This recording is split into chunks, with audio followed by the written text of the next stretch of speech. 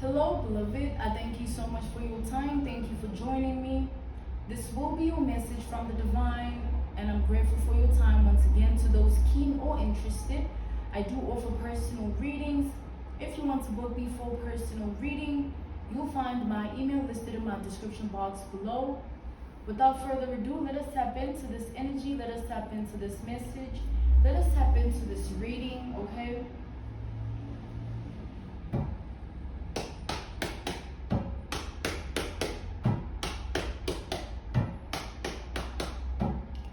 So I'm channeling an energy of somebody that keeps hearing voices by way of hallucination.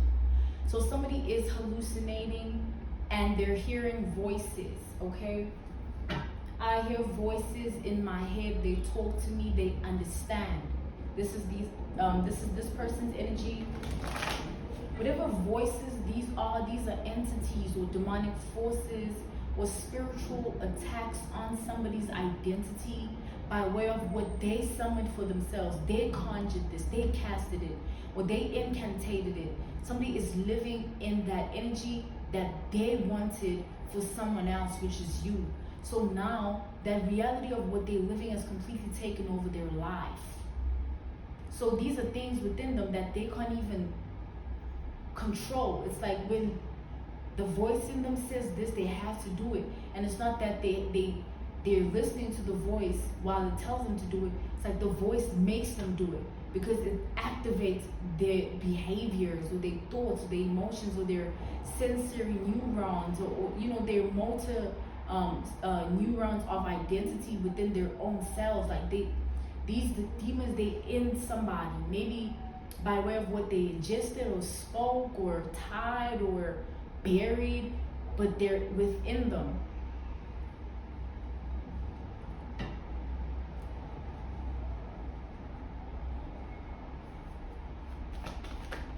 It's like these energies make this person do the things that they want. So if this spirit says do this and you don't do it, you'll all automatically feel a hovering darkness over you. This is this person's energy. We have the Wheel of Fortune reversed. Like someone can't admit it. It's like, no, like I am in control of myself, but my movements are not me. My thoughts are not even mine. My emotions are not even mine. Someone's just an empty vessel or host to 3 dark entities, demonic forces, or spiritual attacks that are cursed under their identity or hex over their identity. Someone's crown chakra is blocked because of this curse and hex.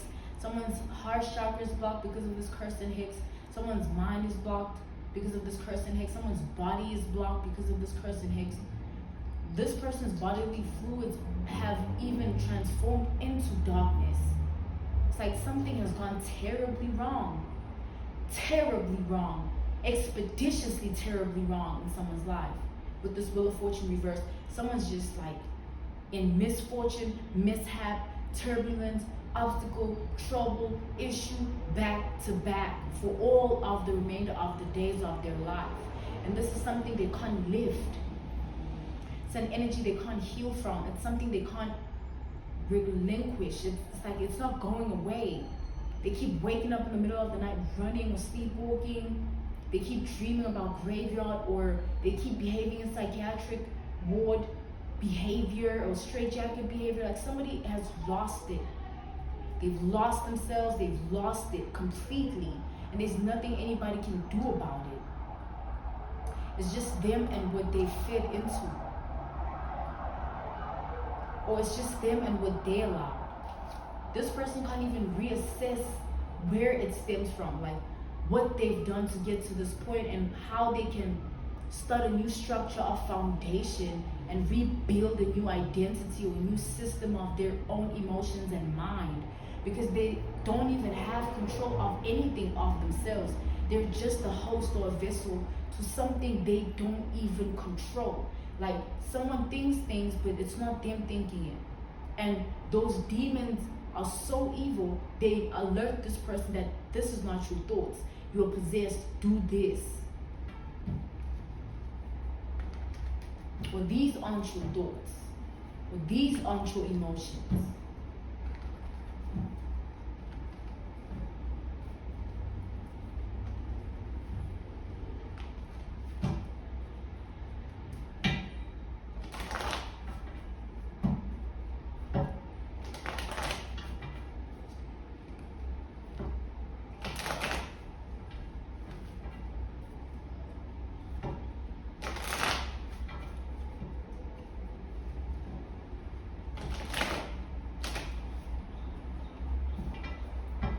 if this person, you see how I just zoned out? Like this person, these demons, they just take them to a specific location by way of astral travel.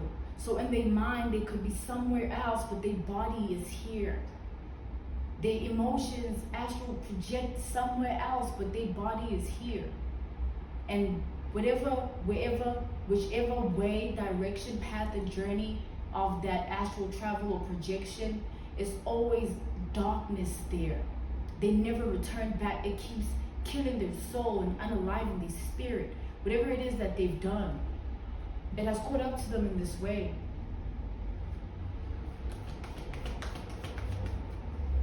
This person is like, they's no longer living in illusions or indulging in this energy with hope and wishful thinking of a way out. They have accepted that it's just over with for them. They've accepted that there's nothing they can do about this. They just have to live with it. But you know, the most scary thing about someone in this energy is they feel and think they have nothing to lose.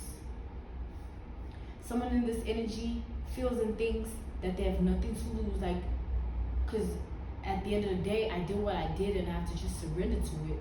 And when I surrender, that means I'm fully possessed, which is who this person has become. A fully possessed body, a fully possessed mind, a fully possessed heart. And not by Holy Spirit energy, not by Allah, the creator of all things, no, but by demons, dark forces, and spiritual attacks, curses and hexes they placed upon themselves because of what they've done. The seeds they planted. This is the energy here. Let's tap in further.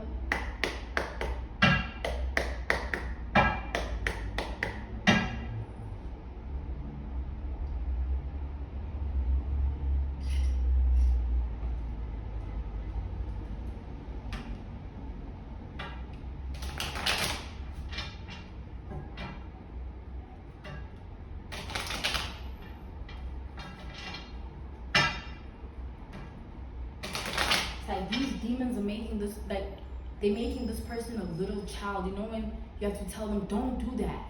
And when they do it, you can stop that from happening. Or don't go there. And when they still do it, you can show up there and punish them for going there when you told them not to. However way, this is this life that someone lives. Like they just this bound, trapped in bondage, stuck in this energy.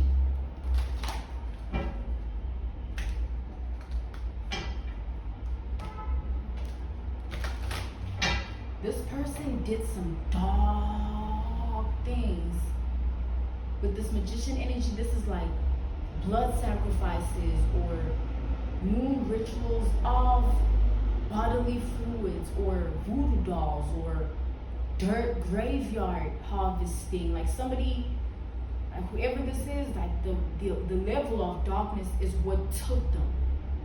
See, people can tap into dark arts in different ranks. But the rank that this person tapped into is at the peak. That's what I'm seeing, the prophetic vision of a peak, where it's like a triangle and then there's the peak on top. Somebody peaked in the darkness and it took them.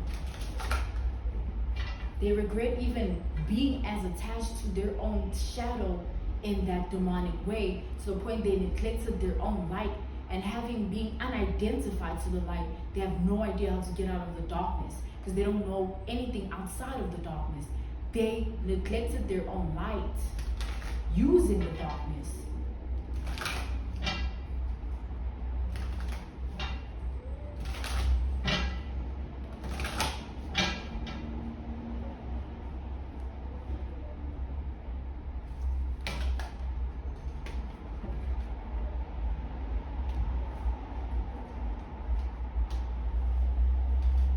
We have the Five of Wands. So these spirits in someone's body, they do as they please.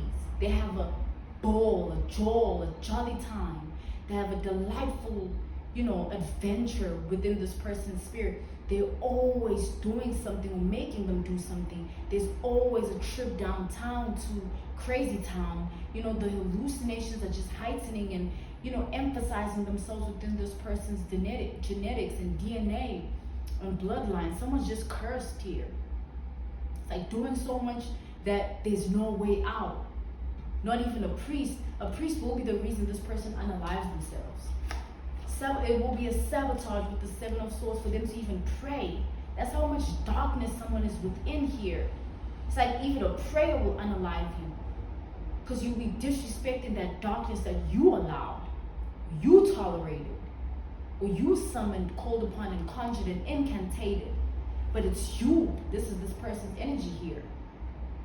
So you're going to know about someone's death. Someone's gonna unalive themselves regardless, because they're so desperate out of this. They're starting to go the religious route, whether it's Christianity, whether it's Muslim, whether it's any form of Islam. Like someone's just trying to convert to something other than darkness, and forgetting that they're traveling with that darkness, and wherever they take it, something happens to the darkness within them.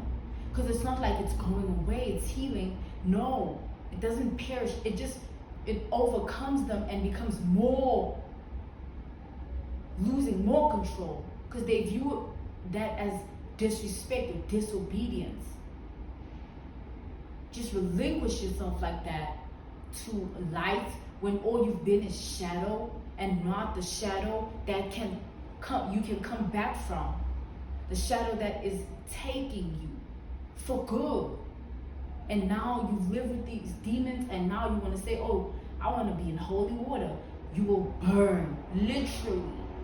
This is this person's energy. So you're going to know that someone has literally been unalived, or they unalived themselves, or there's been an unalived situation. This person is hoping to meet you in the astral realm to apologize because of what they lived.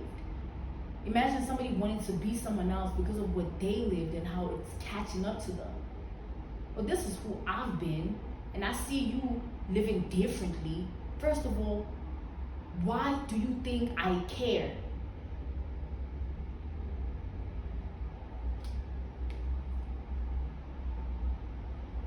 This is somebody who, they want to apologize, like they have something to say, or they want to do something to heal off whatever they caused, or whatever trauma this is, whatever pain, whatever circumstance, situation, predicament this is. Somebody wants to change it. It's like someone has a dying wish to connect to you before all of this, hoping that they can tap into your life, and your light will cloak them from these demons. You know, there's people that walk into our lives and change our lives for the better. Everything about them just activates greatness in every way or fiber of our own identity. And then there's people that cause the opposite effect because of what they are or what they've lived. And that opposite effect can rub off on the next person if they allow that energy within their life, world, and reality. So definitely this is somebody to stay away from here. Because the only reason they're even in this predicament, situation, circumstance, and scenario is because of what they lived. You lived a different path. You're going to value yourself more off this. You're going to be like, no, you know what? I wasn't foolish when I minded my own business.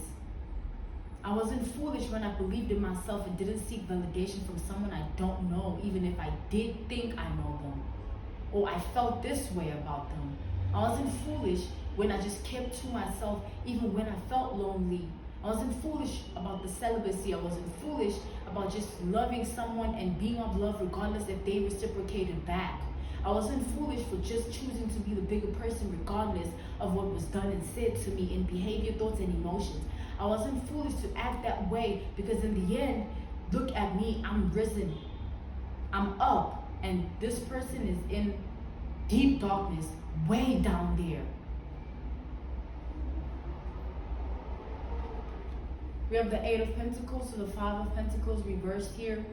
So with this Eight of Pentacles to the Five of Pentacles reversed, this person has no way out of this. So what you're going to learn from this is you should have just never even had regrets in your life about anything.